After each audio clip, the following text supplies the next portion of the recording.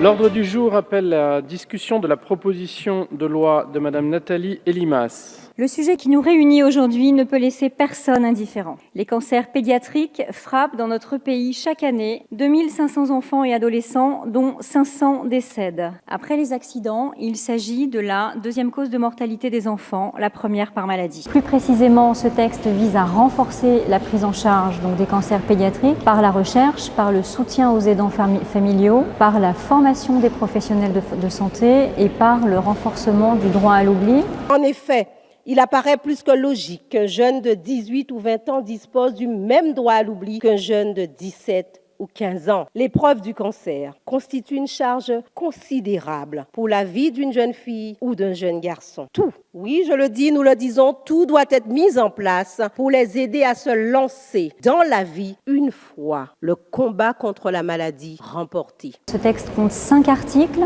dont 2 qui me semblent très importants. Le premier d'abord, puisqu'il pose les bases d'une coordination de tous les acteurs autour de l'État et de l'INCa, et il fixe une stratégie décennale à travers laquelle effectivement seront définis des objectifs et les crédits que l'on souhaite allouer à ces objectifs. Je veux préciser également que cet article premier est très complémentaire à l'amendement qui a été adopté il y a quelques jours dans cet hémicycle.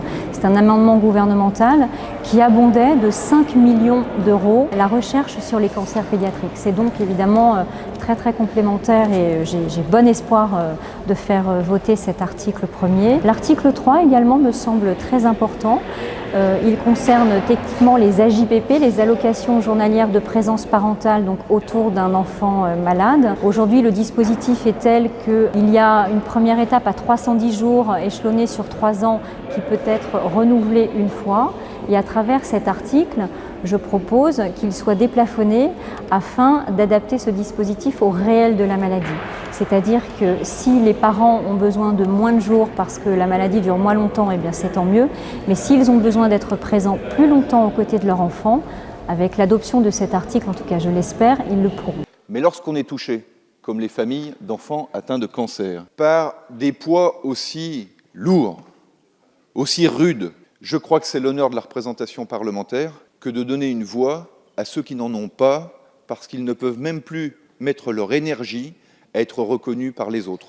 Aujourd'hui, nous avons parlé d'eux, aujourd'hui nous allons voter pour eux et je crois que ça honore chacune et chacun d'entre ceux qui ont participé à ce débat. Le scrutin est ouvert.